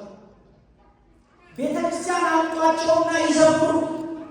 ከዚህ ሲመለሱ ደግሞ መጽሐፍ ቅዱስ ተምሮ ሲመለሱ እናንተም አብራችሁ መጽሐፍ ቅዱስን አንብቡ፣ አብራችሁ ዘምሩ፣ አብራችሁ መንፈሳዊ ሁኑ። በሕይወትን ጭምር አሳዩአቸው። በዛ ሆነ ልጆቻችሁ ላይ የደከማችሁ ድካም መጨረሻ ላይ በጣም ጥሩ ነው ታገኛለች። አለበለዚያ ግን ካላደመጣችኋቸው፣ እነሱ መንፈሳዊ ያደረጋችሁ እናንተ ጭፈራ ካልተዋችሁ ልጆቻችሁ ያመጧችኋል። እንዳትረሱ። ያኔ እግዚአብሔር መጣችሁ ምን አደረጉ እንዳትረሱ። ምን አደረገች? ያልያዛችሁት እናንተ፣ አርያ መሆን ያልቻላችሁት እናንተ፣ እየዘመረ ልጅ እየጨፈራችሁ ድብልቅልቅ ያላችሁበት እናንተ። ልጅ በማሳየት እንጂ የሚለወጠው በመንገር አይቀየርም። አርያ ከሆናችሁ ብቻ ይቀየር። ስለዚህ እግዚአብሔር መጣችሁ ልጄ ለምን ድራው ሰጥቶ ልጄ ለምን ባር በየመጠጥ ቤቱ እንደሄዳለ ልጄ ለምን ቤተክርስቲያን እንዲተላለቀው ልጄ ለምን ከቤተክርስቲያን አወጣሁ እንዳትሉት። ድርሻችሁ ስላልተወጣችሁ ሌሎቹ እንጂ እግዚአብሔር ጨካኝ ነው። እግዚአብሔር ለልጆቻችን የሚያስፈልገውን ለማድረግ ያውቃል። ምን ልፋታ ምን ነገር አላችሁ? እግዚአብሔር ያላችሁ ልጆች የወለዳችሁ ሰዎች ያላችሁ አትፈልጉ። እሷ ሌላ ምን አለ? 24 ሰዓት የምትሰሩት ልጆቻችሁ አለ። 2 ስራ የምትሰሩት ልጆቻችሁ አለ። ድካማችሁ መጨረሻ ተሰብስቦ እድሜያችሁ እኮ ሟጣው ነው የሚወስዱት። አንድ ልጅ አድጎ ዩኒቨርሲቲ ሲገባ እናንተ 50 ቤት ውስጥ ተሻግራችኋል፣ ከሄዳችኋል። ከዛ በኋላ ልጅነት የለም። ለራሳችሁ እኮ አትኖሩ። እንዲህ ሕይወታችሁን የገበራችሁለት ልጅ እንዴት ነው ከሰው የሚቀርበው? ከዛ በኋላ ምን ሀብት አላችሁ እዚህ ምድር ላይ? ምን የሚያስደስታችሁ ነገር ይኖራል? ስለዚህ ለልጃችሁ ከሆናችሁ ለማለት ነው መሆን ከፈለጋችሁ አብራችኋቸው ስሩ፣ ድከሙ፣ አድምጧቸው፣ በደንብ ተጠቀሙ። ቤተ ክርስቲያን አምጥታችሁ ደግሞ እናንተ ሊጀምራችሁ ክርስትናውን አብራችሁ አስተምራችሁ። እግዚአብሔር የባረከው ልጅ ከእናንተ ጥሩ ነገር ያደገ ልጅ በሁለቱም ጥሩ ሆነ ያደገ ልጅ መጨረሻ።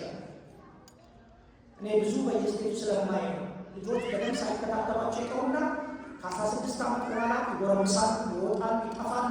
ያኔ ነው የሚገለጡ ማለታቸው። እስከዛማ ምን ያደርጋል? አሁን የ7 ዓመት ልጅ ምን ያደርጋል? የታዘበዝም አቅም የለው፣ ሉጣ ቤት የሚሄድበት የለው። ምንም ማድረግ ስለማችል ዝም ብሏል። ማንነት ብቻ ነው። እናንተ ስትቆጥሽ ልክ 15 16 ሲሻገሩ ግን ያኔ ቀያለ በቃ ቦርደር ላይ ያመጡ ከዚህ እንዳታልፍ፣ መኝታ ቤት እንዳትነጭ፣ ስልኬን እንዳትነጭ፣ ይሄን እንዳትነካ፣ በዚህ በኩል እንዳታልፍ፣ መስራት የለም ምናምን የለም ብሏችሁ ይችላል። ያኔ ከገዛ ልጆቻችሁ ጋር ጦርነት ይሆናል። ገንዘብ ግን ማለት ይችላል። ዳውንሎድ አሉ፣ ጥሩ ፕሮግራም በጊዜ ጫኑባቸው። የተጫኑትን እሱ ይሆናል። የሰጣችኋቸው መልካም ነገር ከሆነ እሱ መጨረሻ ታጭዳላችሁ። ዝም ካላችኋቸው አሜሪካ በራሷ ካሪኩለም ግን ሌላ ፕሮግራም ተጫነቻቸው። ልጆቻችሁን ከእጃችሁ ተመልካሉ ባታቸው። እግዚአብሔር ልጆቻችንን እንዳናጣ ይርዳን። ሁላችን በድንግልና ኖሮ በትክክል የሚያገቡ ልጆች ለማየት ያውቃችሁ። እግዚአብሔር ንጽሕናቸውን ጠብቀው የሚገባው የዕድሜ ክልል ላይ እስኪደርሱ ድረስ ቆይተው በመንፈሳዊነት በቤተክርስቲያን ስርዓት ላይ ያስተምሩ ልጆች አሏችሁ። ወንድሞቻችሁ እዚህ አካባቢ በጣም ጥሩ ጥረት እያደረጉ ነው። እንዲማሩ አሏቸው። እነሱ ላይ ስሩ። የቤተክርስቲያን ዋና ዓላማዋ መተካት ነው። እኛ ደብረ ሊባኖስ ቦታ ያዛል፣ አዲስ አበባ ቤት ይሰራል። አሁን ከ20 ዓመት በኋላ የለም፣ ከ30 ዓመት በኋላ የለም፣ ትሄዳለን። ይሄ ቤተክርስቲያን የደከማችሁበት ለማን ነው? እነሱ ላፍተው ልጅ ከሌለ ለማን ነው? ማን ይተካው? ማን የነገው ሰው ታውቋል? ማን የነገ ካህን? ማን የነገ ቤተ ይህን ቤተክርስቲያን ተረክቦ እያስተዳደሩ የሚቀጥል ማለት ነው? እኛ ያለንበት ህንፃ ወደ 250 ሺህ የገዛ ነው። በጣም በርካታ ዋጋ የሰጡ መጨረሻ የ1.6 ሚሊዮን አካባቢ ያወጣል በወቅቱ። አሁን ከዛ በላይ ዋጋው በጣም ትልቅ ህንፃ ነው። ወደ 30 ምናምን ክፍል አለ ውስጥ። የሚገርመው መጨረሻ ላይ አንድ ሽማግሌ ናቸው በቃ ውሰዱ ብለው ይሰጡ እና ሲናገሩ መጥተው እኛ በዓል ላይ ምን አሉ? ጋር የመጨረሻ ወጣት የነበረው በጣም በቃ ልጅ ነው የሚባለው የ50 ዓመት ሰው ከዛ በታች ነው። አዲሱ ትውልድ የለም፣ ቤተክርስቲያን የለም። እና ምን አሉ እኛ በቃ የምንተካው ሰው አጣን። አሁን ሰተራችሁ የለው ለዛ ነው ልጅ የለም የሚተካ ሰው ስለሌለ ምን እናድርገው? ዩቲሊቲውንም አልቻለው በቃ ውሰቱና እግዚአብሔር ለእናንተ ተጠቀሟል። ያ የ50 ዓመት ሰው እኔ የተጠቀምኩት እዚህ ነው ያገባሁት እዚህ ነው ወዴት ሄዳለ ብሎ ጽዳት ነጭ ነው የእግዚአብሔር ሰው ጽዳት ለሪስት ብሎ ያጸዳ አልቶ ነው በቃ የቀረው ሄ ቤተክርስቲያኑ መጥቶ ግቢውን በሙሉ አካባቢ በሙሉ እያጨደ ምኛል እያጸዳ በሳምንት ለ3 ቀን ወደ ቤቱ ይሄዳል። ምን ላድርግ በቃ ሞደው ነው ግን የሚተካ ስለሌለ ከእጃችን አመለጠናል። እንግዲህ ከነሱ የወሰነው ቤተክርስቲያን ልጆች ካልተካበት እኛ ደግሞ ነገር ይሸጧል። ይሄ ቤተክርስቲያን ጥቂት ያበራል። በጣም ብዙ ቤተክርስቲያን ያላችሁ እግዚአብሔር ክብር ምስጋና ይግባው። በዚህ ውስጥ የደከማችሁትን የወጣችሁትን የወረዳችሁትን ይህን ቦታ እዚህ ለማድረስ የጣራችሁትን ሁሉ ጊዜ ዋጋችሁ ይክፈላችሁ፣ ዘራችሁን ይባርክላችሁ። ግን እኔ የደከማችሁበት ህንፃ የሚጠቁ ህፃናት ከሌሉ ነገ ሰበካ ጉባኤ የሚሆኑ ወጣቶች ከሌሉ የማይመስ ካህናት አባቶቻችሁ ልጆቻቸውን እያስቀደሱ ድረስ ይላለ ለክህነት እያዘጋጁላችሁ ሌሎችም እንደዚሁ እየተኩ ያሉበት ሁኔታ ያለ እናንተ ልጆች ይታሉ የሚታካ ልጅ አምጡ። ዩኒቨርሲቲ ሲገባ የሚጠፋ አይደለም። እዚህ የሚቆይ መክሊት ይኖራችሁ አጥፋችሁ ያው እግዚአብሔር ልጄን ሰጥቻለሁ ብላችሁ ወደ ሀገር ቤት ስንገቡ ልጃችሁ ተክታችሁ አለበለዚያ ግን በልጆቻችን እንጠይቃለን። እኛ ሞግዚት ነን፣ ፈጣሪያቸው እሱ ነው። ይጠይቀናል ፈጣሪ ካላተረፍንባቸው እስካልሰራንባቸው አጥፍተን አውድመን ከሰጠነው ይጠይቃል። በእኛ ምክንያት ተሰናክለው ከቤተክርስቲያን ከተለዩ አርያ ልንሆናቸው ሲገባም ባለመሆናችን ምክንያት ጨፋሪ ሆኖ ሺሻ ውስጥ ገብተው ከቀሩ ይጠይቀናል። ባለቤቱ ጠይቆ አይቀርም። የታለ የሰጠው ልጅ ምን አደረገው? ምን አደረገው? የወለድሽውን ልጅ ምን አደረግሽው? ኢንጂነር እንዲሆን ብቻ ነው ወይ ሰጠውሽ? ዶክተር በቃ ሆና ተጭተሽ ግራጁዌሽን አዘጋጅተሽ ልዩለሽ ቤትሽ ትገቢ ነው ወይ ሰጠውሽ? ይሄ ነው ወይ በምድር ላይ ላለ ጉዳይ ብቻ ነው ወይ ሰጠውሽ? ቤተክርስቲያን ማገልገሉ ሴት አለ፣ የኔ መሆኑ ሴት አለ፣ መንፈሳዊነቱ ሴት አለ ይለናል እግዚአብሔር። እኛ ዓላማችን በቃ ምድራዊ ጉዳይ ነው። የኔ ልጅ ኮፎር ነው የሚያመጣው ነው። መንፈሳዊ ሰው ደካማ የለበትም ማምጣት አለባቸው። 4.5 4.6 ነው የሚጠበቀው ከቤተክርስቲያን ግን ፎር ማምጣት ነው ወይ ነገሩ? በቃ ይሄ ነው የሚያስደስታችሁ። አንድ ልጅ ዶክተር ሆነ ኢንጂነር ሆነ ሰጥሮ ጨረሰ ዩኒቨርሲቲ ውስጥ መምህር ሆነ በቃ ይሄ ነው ውጤቱ መጨረሻ። በዚህ ደስተኛ ሆኖ ሊኖር ይመስላችኋል? በመማሩ ብቻ ደስተኛ ሊሆን ይመስላችኋል? በዚህ በአሜሪካ በሳይኮሎጂ በካሪኩለማቸው ውስጥ ያስገቡት አሁን ነገር አለ። የሰው ልጅ መጀመሪያ ላይ የሚያስቡት ሰው ጤነኛ እንዲሆን ባዲ ቢልድ ስለሆነ ሰውነቱ የተስተካከለ ጤነኛ መሆን አለበት ብለው ነበር የሚያሉት። ስለዚህ ሕክምናው ላይ ሰው በጣም ተጠበቡበት እና ሕክምናው ተሰጥቶ ሰውነቱ ጤናው እንዲጠበቅ ተደረገ። ግን ያ ተሟልቶ የሰው ልጅ ያለውን ውስጣዊ ሰላም ይሰጧቸው ሕክምናው ብቻው። ስለዚህ ምን አሉ? አይ ሳይኮሎጂካል ቢልድ ነው ሰው ከዚህ አስተሳሰቡ ላይ መስራት አለበት። እሱ ሲስተካከል ውስጡ ሰላም ነው ብሎ ሳይኮሎጂ ላይ ሰው በጣም ብዙ ነገሮች መጡ፣ ብዙ ተሰራ አልሆነም። አሁን ስለዚህ መጨረሻ ላይ ምን አሉ ደግሞ ቆዩና ሰው ሶሻል ቢንግ ነው። ማህበራዊ ህይወቱ ካልተስተካከለ በስተቀር ሰላም ሊሆን አይችልም። ስለዚህ ማህበራዊ ህይወቱን እናስተካክላለን። ሁማኒታሪያን ሲመጡ በጣም ብዙ ተሰራ። እርስ በርሱ እንዲገናኝ እንዲቀራረብ አብሮቱ እንዲያደራ ካናገር ነጣጥላ ነው ታስቀምጠናል። ግን በተሻለ እርስ በርሱ እንዲገናኝ ተደረገ። ሶሻል ክለቦች እንዲበዙ ተደረጉ። በዚህ ሰው ሙሉ ሊሆን አልቻለም። አሁን መጨረሻ ላይ የደረሱበት ልዩነት ነው ታውቃላችሁ። ይሄ በካልኩለም በዩኒቨርሲቲ ደረጃ ካልኩለማቸው ውስጥ ያስፈልጋል። መጨረሻ ላይ አራተኛ ቤዚክ ነገር ያስፈልጋል። ባዲ ቢንግ ነው፣ ሳይኮሎጂካል ቢንግ ነው፣ ሶሻል ቢንግ ነው። አራተኛው ነው ወሳኝ ነገር ግን ስፒሪቹዋል ቢንግ ነው። የሰዎች ሱፒሪየር ፓወር ከሚለው አካል ጋር በሰማይ ካለ ፈጣሪ ጋር መገናኘት ማውራት መነጋገር አለበት። ሰው እግዚአብሔርን ካላነጋገረ ካላገኘ በስተቀር ውስጡ ሰላም ነው። በትክክል አላይነቱ የሚሰራው የሰው ልጅ አራቱን ነገሮች ያሟላል። ጤነኛ አካል ሲኖረው ሳይኮሎጂ ላይ ከተሰራ እንዲሁም ደግሞ አብሮ መኖር ላይ ከሰራ እና መንፈሳዊ ከሆነ እነዚህ ካልተማረ በተለይ ስፒሪቹዋል ቢንግ ስለሆነ ፈጣሪውን ካላገኘ ሰው ደስተኛ ሆነ። እውቀት ቢኖረው ፒኤችዲ ቢኖረው ሀብት ቢኖረው ሚሊዮነር ቢሆን ሶሳይቲው ሀይ አሁን አሜሪካ ውስጥ ብዙ ሰው እየሞተ ማለት አብዛኛዎቹ ሊሞቱት ደግሞ ያላቸው ናቸው። ገንዘባቸውን አከማችተው ከቦታ ያላቸው ራሳቸውን ያጠፋሉ። ምንም አይነት ደስታ ስለሚያለ አሜሪካ በሊቪንግ ስታንዳርድ በጣም ሀይ ትልቅ ነው የኑሮ ደረጃ። ሊቪንግ ስታንዳርድ የሚባለው የኑሮ ደረጃ በጣም ሀይ አሜሪካ ውስጥ ሰው ቢያንስ ቤዚክ ነገር አለ፣ መኪና አለ፣ ቤት አለ፣ መኖሪያ አለ፣ ተቀባለ። ላይፍ ስታንዳርድ ግን አሜሪካ ውስጥ ዜሮ ናቸው።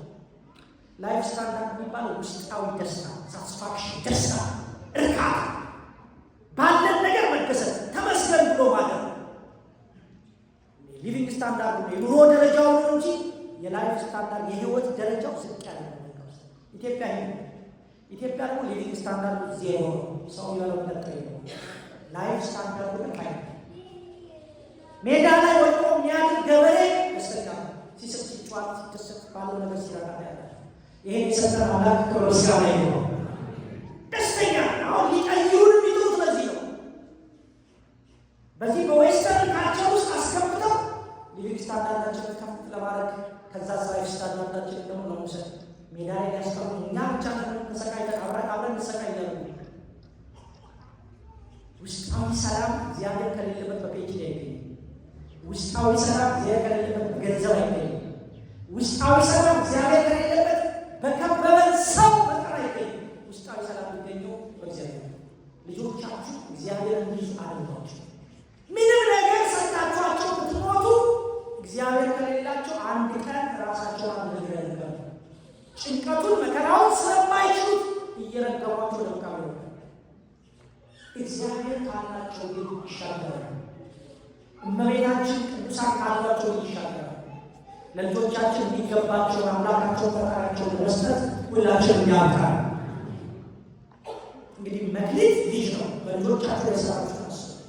ሌላው መክሊታችን ትዳራችን፣ አጠገባችን ያለ የትዳር አጋራችን ባል፣ ሚስት ባል መክሊት ስታገቡ ሚስት ከተሰጣችሁ መክሊት ተሰጥቷችኋል።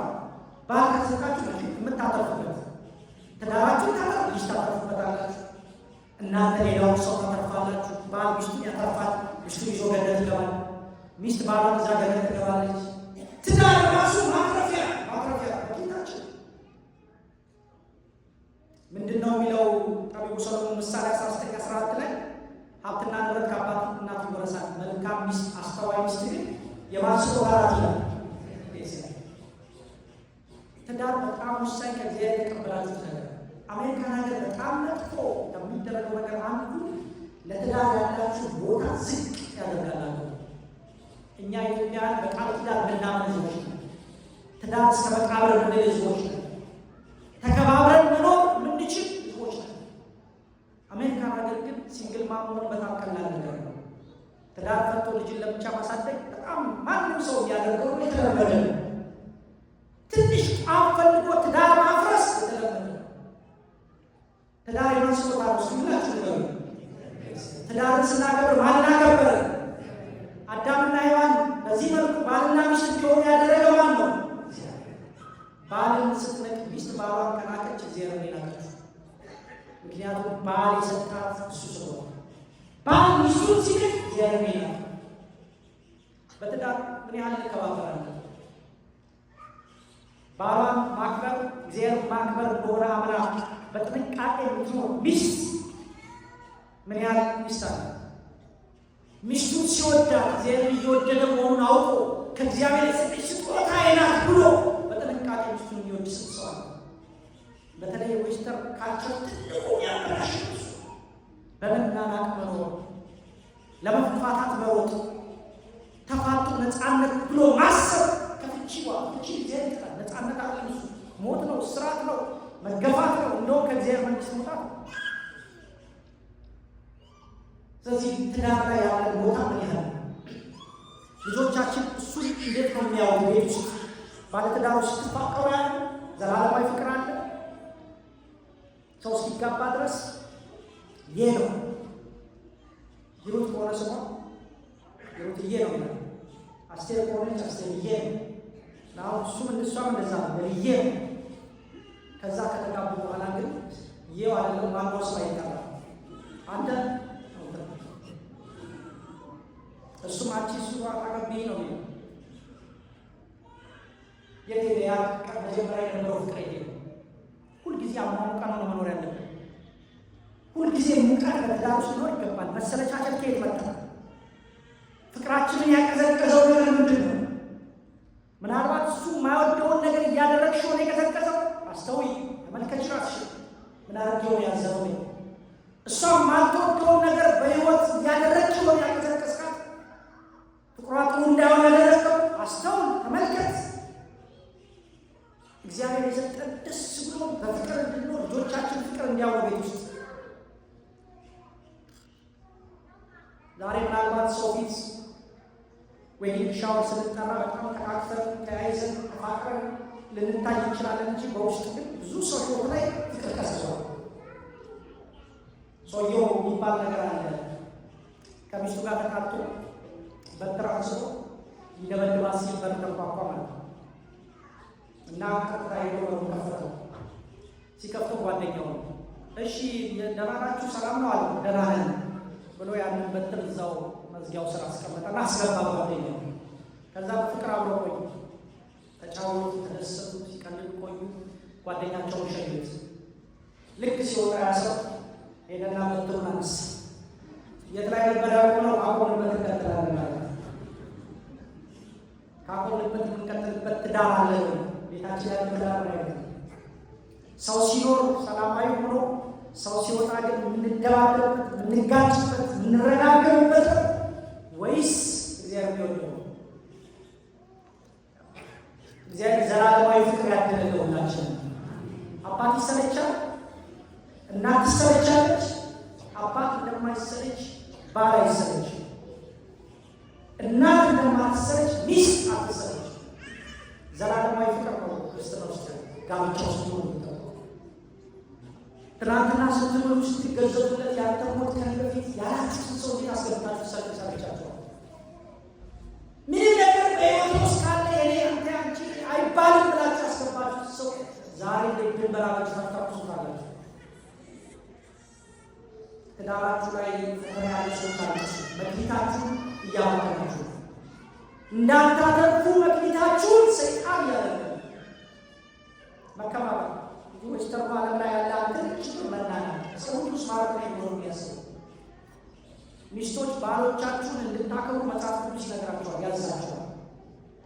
ባል ሚስቱን ይውደድ፣ ክርስቶስ ቤተክርስቲያን ትወደዳት። ሚስት ደግሞ ባሏን ታክብረው፣ ቤተክርስቲያን ክርስቶስ እንደምታከብረው።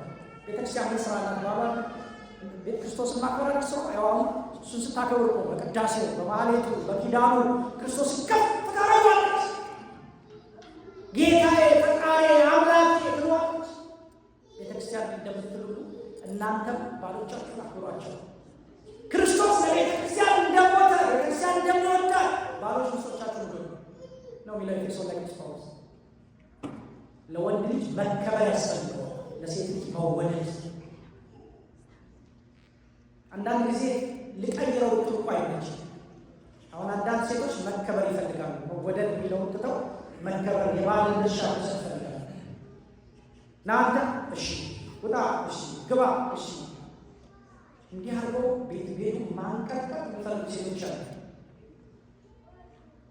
ኢትዮጵያዊ ስለሆነ አይደለም ባል ሚስቱ በጣም ኃይለኛ ስትሆንበት ማይከሰት ሆነ ኢትዮጵያዊ ስለሆነ የኢትዮጵያ ወንድ መሸነፍ አይወድም። ነጮቹ እንደዛ እዚህ ሆሊውድ ፊልም ላይ የምታዩት ተውት፣ እሱ ለእኛ የሚታይ ፊልም ነው እንጂ በትክክል ያወራቸው ውስጥ ያለ ነገር አለ። ወንድ ልጅ ራሱ እግዚአብሔር የሰጠው ስጦታ ነው።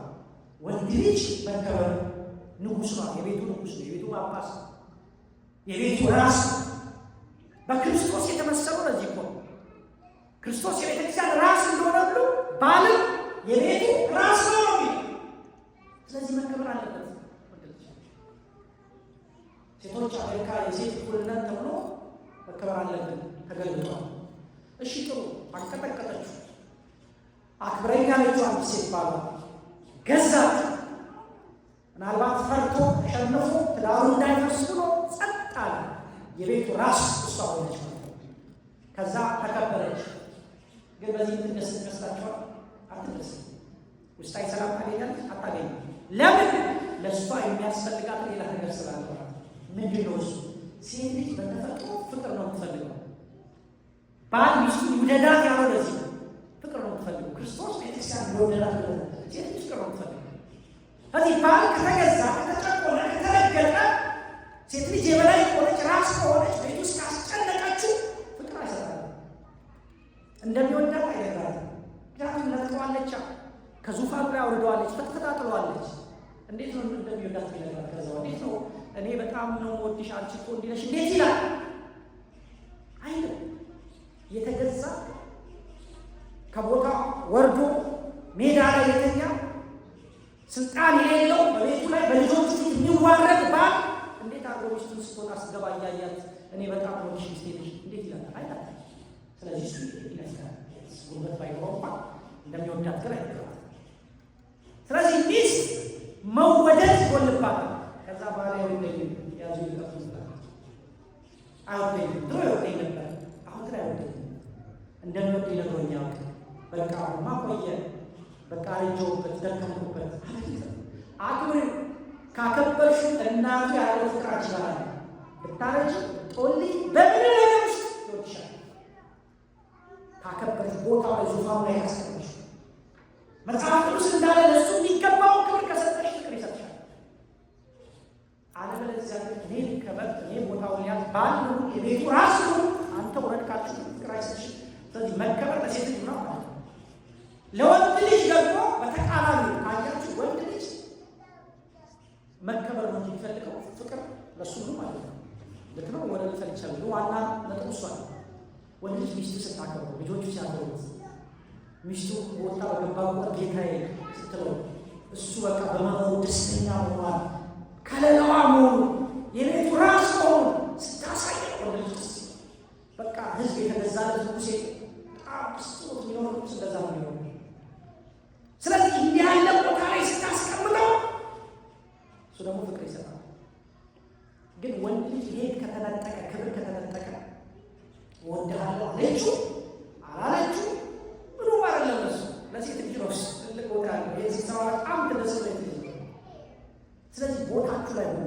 ሴት ልጅ መወደድ የምትፈልገው እዛ ዙፋኑ ላይ ተቀምጣ ያስቀምጣት እንደሚወዳት ይነግራል። እንደሚወድሽ እንዲነግርሽ ደግሞ ሴቶች ባሎቻችሁ አሉ። ከዙፋኑ ላይ አታውሱ። ንጉሥ ነው ቤታችሁ አውርዳችሁ አታውሱ። እነዚህ ቤስተር ላይ ያለው አይዲዮሎጂ የተገለበጠ ሴት ልጅ መግዛት አለባት። እነሱ ችግር ስላሳለፉ ከመቶ ዓመት በፊት ጥቁሮቹ ተጨቁነዋል። አሁን ቀበቷቸውን አላልተው ሱሪያቸውን ዝቅ አድርገው ያው መቶ ዓመት በፊት ጥለዋል። እዛው ያልታው የተጨቆኑበት ዘመን ላይ ነው። ሴቶቻቸው ተጨቁነዋል። ሴቶቹ የበላይ እሱን ተውት። እኛ ኢትዮጵያውያን ሴቶቻችን ሲከበሩ ነው የመጡት። ጥቁርና ነጭ የለብንም ችግር። እነሱ ጋር ያለውን ነገር ለምን ታንጸባርቃላችሁ? የሴት ልጅ መብት ኢትዮጵያ ውስጥ ችግር አልነበረበትም። የወንድ ልጅ መብት ጌታዬ መብት ተባብለው በክብር ነው ያሉት። ከአሜሪካኖቹ ስላሉ እልቅስ ወንድ ልጅ ወዶ ሴት ልጅ አክብራ ባሏ ለልጆቻችሁ ጥሩ አርአያነት ያለው ህይወት እያሳያችሁ። አለበለዚያ አሜሪካ ውስጥ ዲቮርስ ሬቱ ሀይ፣ በጣም ጋብቻ ያለውን ያልፍቹ በጣም ሀይ። ሰው ያገባል፣ ይፈታል፣ ያገባል። በጣም ቀላል ነው ደግሞ 4-5 ሚስት ያገባሉ በእድሜያቸው። አሁንም ይፈታሉ፣ አሁንም ያገባሉ።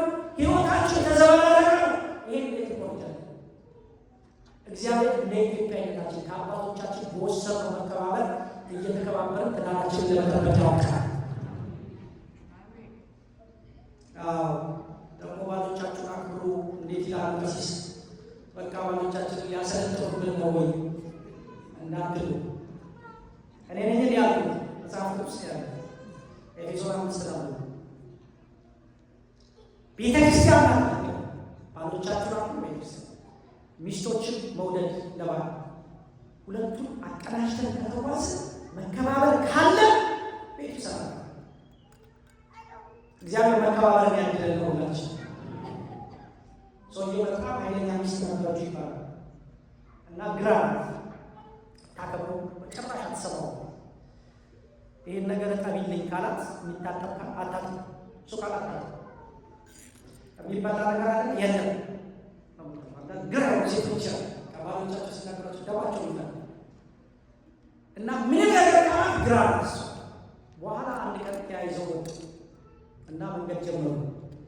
ሲሄዱ ወንዝ ያለበት ቦታ ደረሱና እዛ ወንዝ አጠገብ ወንዙ ሞልቶ ከላይ ደራሽ ውሃ ይመጣል። ተራሮ ይወስዱ አዩና ደነገጡ።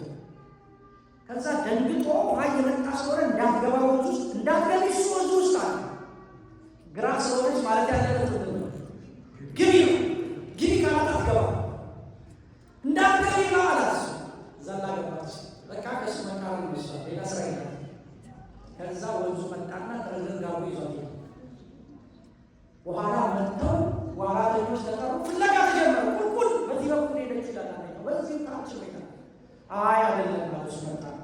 በዚህ ታች ሄዳችሁ ማለት ምን ነው እንዴ? እሷ ተቃራኒ ሰዎች ውሃ ወራች ወደ ላይ መጥቶ ወደ ላይ ተዋጋ። ከዛ ወዲያ ሰማይ ላይ መብረቅ ተሰማኝ። ድብልቅ አለ መብረቅ። አረተው እንደው ከመቼው ሰማይ ላይ ያለመሸሽ ነው። እንደዚህ ያሉ ግራ ሚስቶች አሉ። ግራ ሴቶች ባሎቻችሁን ስታከብሩ ራሳችሁን ታከብሩ። ቤታችሁን ሰላም፣ ልጆቻችሁን ሰላም ታደርጋላችሁ። ሰላም ከፈለጋችሁ ሰላም ስትባላችሁ። ባሎች ለሚስቶቻችሁ ፍቅር ስጡ። እንዲያከብሯችሁ ፍቅር ስጧቸው። ለጊዜው ለአከብሯችሁ ሊቋችሁ ይችላል። ታግሳችሁ ሊወደዳችሁ ግን አሸንፋችሁ። ክርስቶስ በፍቅር ዓለም እንደገዛ በፍቅር ለመግዛት ቻሉት። ጸልዩ። አንዳችሁ ለአንዳችሁ የሰላም ምንጩ። ወደ አንድ ጎጆ የገባችሁ ሁለታችሁ መድኃኒት አንዱ ለሌላው መድኃኒት ሆኖ እድሜያችሁን በደስታ ለማሳለፍ እንጂ አንደኛው በሌላው እድሜ ለመቀለል አለ። አንድ እኮ ነው እድሜያችን፣ አንዴ ነው የምንኖረው እዚያ። አንዱ አንድ ጊዜ የሚኖርበትን እድሜ እንዴት ታጨልሙታላችሁ? የሰው አንዴ የምትኖረው ህይወት ለምን ታጨልሙባታል? አንዴ የምትኖረው የሚኖረው ህይወት ለምን ታጨልሙዋለች? ሁለተኛ ምቶ አይኖርም ከአንቺ ጋር በመቃብር ወደ መቃብር ይሆናል። ስለዚህ መዋደድ የሌላውን መብት ማክበር፣ እናንተ የምትወዱትን ሌላው ሰው እንደሚወድ ማወቅ፣ በትዳር በጣም በጥንቃቄ በመከባበር መኖር ያስፈልጋል። መከባበር፣ ፍቅር፣ መተሳሰብ እንደዚህ ነገሮች ካሉ አንዳንድ ሰው ትዳር ላይ ይገባና ለኔ ነው። እኔ አንተን ከማግባት በፊት አስታውሳለሁ ሰውነት የራሱ ተቆጥቶ ነበር። አሁን ያው ጋገባዎች ይሄ እንደዚህ ሆኗል። ይሄኛው ሰውነት ተወልጓል። እሱ ይገባል። ይሄ ሱሪ ራሱ ተሰፋኝ ነው ቀበቶ እንዲሆን አንቺ ካገባው በኋላ እንዲባል ሁለቱም እኔ ነው። ትዳር ጋር እሱ ስለሷ እሷ ስለማን ማሰብ ስለሱ።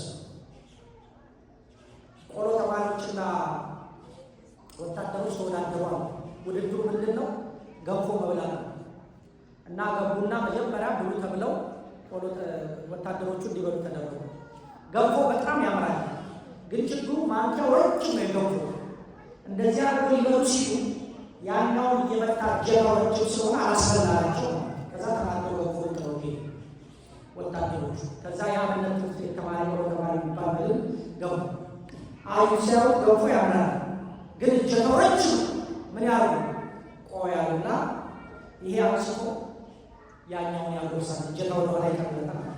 ዚአከ ለዚያ ከተማ አንተ ለኔ እኔ ላንተ ማለት ነው። ይሄ አንስቶ ያንን ያጎርሳል፣ ያ ያጎርሳል። በሰላም አጠራቀው ወጥተው ጋብቻ እንደዚህ ሚስት ለባሏ ነው። ባል ለሚስቱ መተሳሰብ ምን ሆነሃል ዛሬ ከስራ ስትመጣ ደስ አላለህም? ሰላም ነው? ከጓደኞች ጋር ሰላም ነው? ከአለቃ ጋር ሰላም ነው? ስራ ቦታ ቅር ያለ ነገር አለ? ከፍቷል አውቋለሁ ፊት ምን ሆነ ብዬ ባል ሚስቱን አይተው ከስራ ስትመጣ ከሆነ ቦታ ስትመጣ ከጎረቤት ጋር የሆንሹ ነገር አለ። እርስ በርስ አንዱ ለሌላው ማሰብ እንጂ እኔ የለም ብላ ውስጥ እኔ ለብቻዬ ገንዘብ አስቀምጣለሁ፣ ለብቻዬ እነግዳለሁ፣ ለብቻዬ አተርፋለሁ፣ ለብቻዬ ነው እሱ ማሳጣት፣ የራሷን ነገር ብቻ ማመቻቸት፣ እሷን ማሳጣት፣ ለራሱ ብቻ ማሰብ ከሆነ ይጋጫል። እየተሳሰባችሁ ትዳራችሁ ትዳር የማትስሩ ራሱ ስላችሁ ነው። ትዳሩን ያከበረ ማንን ያከበረ? ስለዚህ መክሊት ልጅ ነው፣ መክሊት ዳር ነው፣ መክሊት እድሜ ነው። እንዲህ እያለን ከሄድን በሕይወታችን ውስጥ የተሰጠን በጣም ብዙ መክሊት ነው። ጥያቄው 5 የተሰጠው እንዳተረፈ፣ 2 የተሰጠው እንዳተረፈ፣ 1 የተሰጠው እንደቀበረ እኛ አትራፊ ነን ቀባሪ? መክሊታችን አጥተዋል፣ ልጆቻችን አተረፍንባቸው፣ በእድሜያችን ተጠቀምን አተረፍን፣ በትዳራችን አተረፍን። ምንድን ነው በአገልግሎታችን? ሰው የምታገለግሉ ሰዎች አትራፊ ናችሁ። አገልግሎታችሁ በእውቀታችሁ በጉልበታችሁ ታገለግላላችሁ። መክሊታችሁ ልጆች እውቀት ያለው ሰው ለቤተክርስቲያን ኖረው ነገር መስራት ተፍተፍ ማለት በሰው የተለያዩ ቦታ ገብታችሁ ማገልገል፣ ጉልበት ያለው ሰው ማገልገል፣ ጸጋ የተሰጠው ስጦታ ያለው ሰው ማገልገል አትራፊ ነው። እግዚአብሔር ቆማችሁ ጠይቁት። ምንድን ነው መክሊት? ያላተረፉት መክሊት ካለ ነገር በኋላ እንዳትጠይቀኝ ሲመጣ ባላንድ መክሊት እንዳው ቀብሬ እንዳልጠብቅ ንገረኝ፣ አትራፊ እንደሆን ንገረኝ። ዛሬ እሱ የምታስቡበት ገበያ በጎ ታማኝ ባሪያ እንድትለኝ ይፈልጋል። ሀኬተኛ ደካማ ባሪያ እንድትለኝ አይፈልግም። ስትመጣ ንገረኝ፣ የማተርፍበትን ንገረኝ ብላችሁ ከዛ አትርፉበት።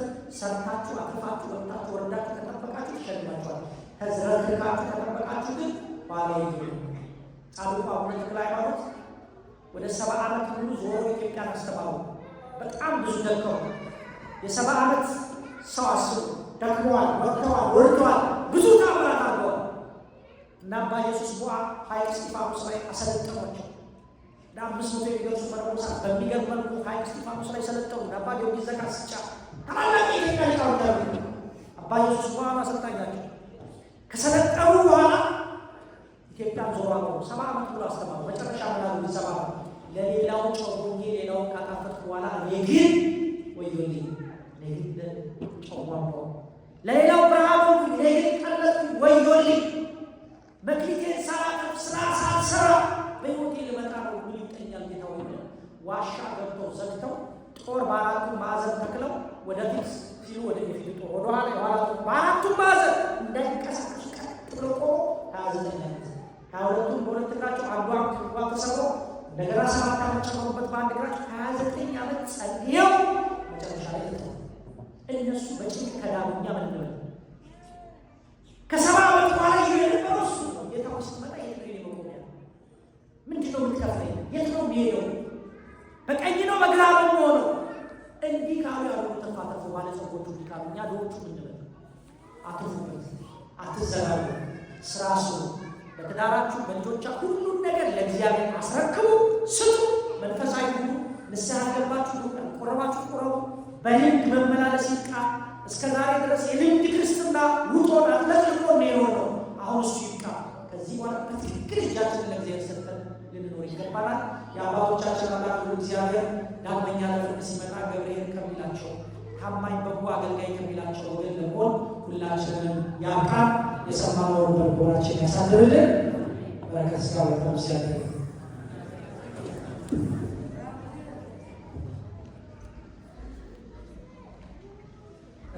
ዛሬ እግዚአብሔር ፈቅዶ በአባታችን እና መሰረታ ጉባኤ ወጣሪ ስለመጣው ደስ ብሎኛል።